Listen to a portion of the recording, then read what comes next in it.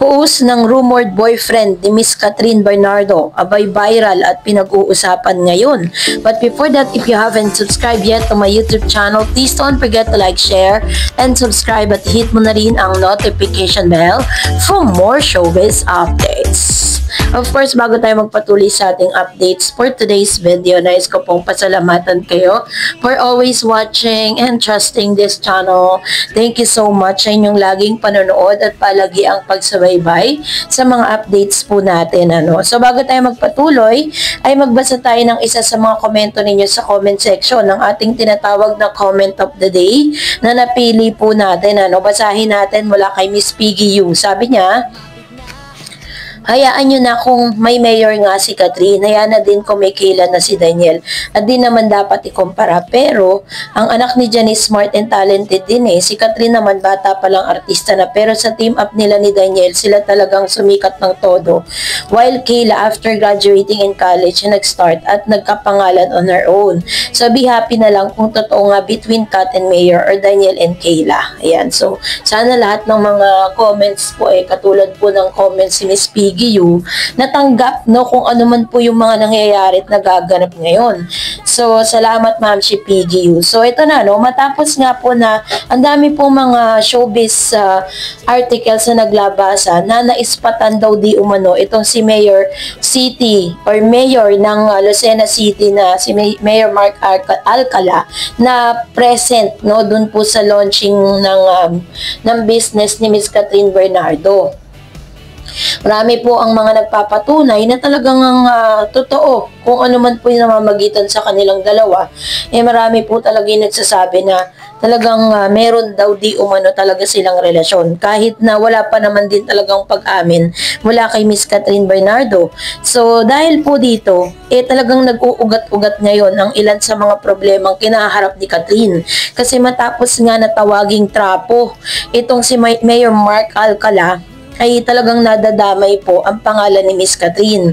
So isa na rito ang hindi nga paglitaw ni Miss Catherine dun po sa nasabing event na trillion na march para po dun sa mga na nangyari sa Luneta. Dahil isa po siya sa mga inaasahang dadalo sa nasabing event. At sinasabing isa siya sa mga high paying taxes dito po sa ating pong bansa.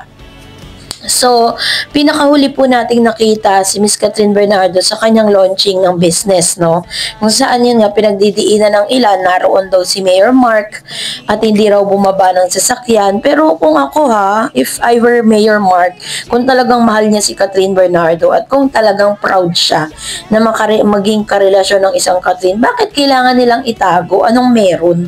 'Di ba? Kasi alam na rin naman ng buong Pilipinas na kung may namamagitan sa kanila dalawa, wala rin namang magagawa ang buong Pilipinas na pigilan sila kung talagang yun ang nararamdaman nila sa isa't isa. So, hindi lang natin alam kung ano ba talaga ang sasabihin nila na parang may paparating kasing film itong si Miss Catherine, kaya ganon. So, kasabay nga nito, isa rin sa mga pinag-ugatan ng galit ng mga netizen.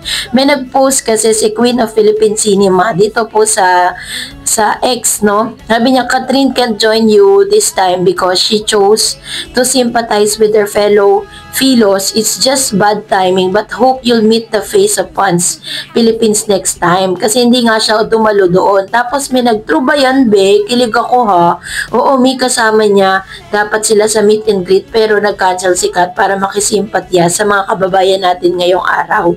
So dahil po dito, syempre, ang laki po ng expectation ng ilang mga Pinoy na nandun po si Catherine kasi dahil sa dito sa post na to. And meron pang mga natuwa. OMG, can't wait na makita si Catherine Bernardo sa rally mamaya. She cancel her meet and greet for fans para makisimpatya sa mga kababayan natin na nagrally ngayong araw. We are so proud of you, Catherine Bernardo, and never doubt you. We stand the right person talaga. So, ito yung pinagmulan talaga ng mga heavy at hindi mo talaga makain ng mga salita mula sa netizen na parang yun nga, nag-cancel nga, pero hindi naman lumitaw si Catherine dun po sa nasabing March. Pero nandun po yung mami niya at ilan sa mga kapamilya niya para sumuporta. Hindi nga lang natin alam kung nandun din si Catherine, baka nga po nag-convey lang siya ng kanyang or nag-cover lang siya or hindi siya nagpakilala or nag-post man lang na nandun siya sa rally.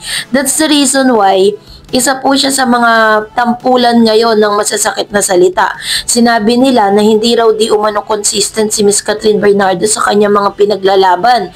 Kasi year 2022 ay isa siya sa mga nangunguna sa rally, no?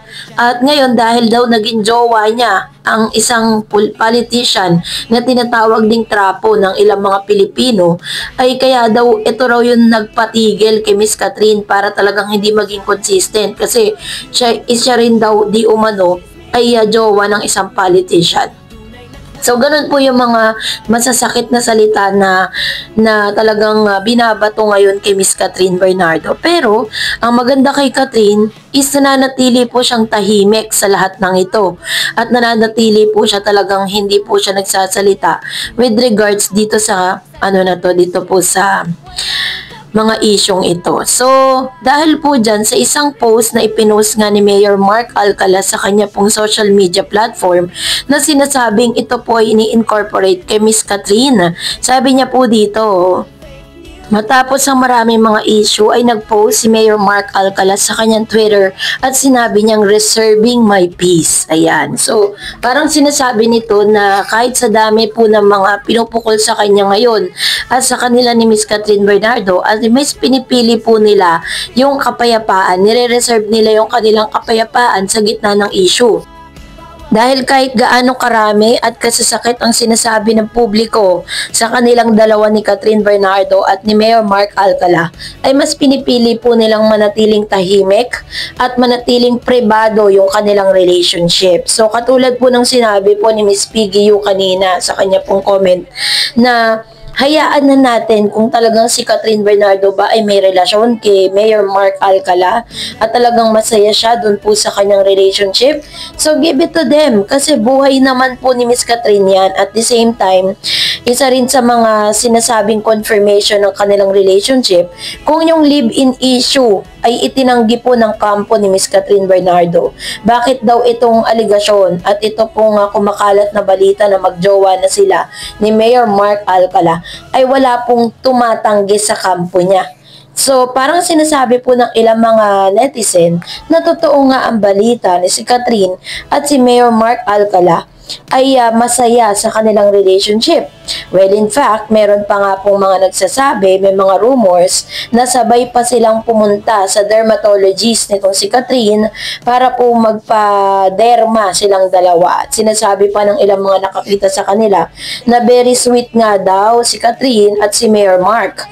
So, tayo naman kasi mas maniniwala kasi ang mga Pinoy, ang mga fans si Catherine, kapag po nagpakita sila ng resibo.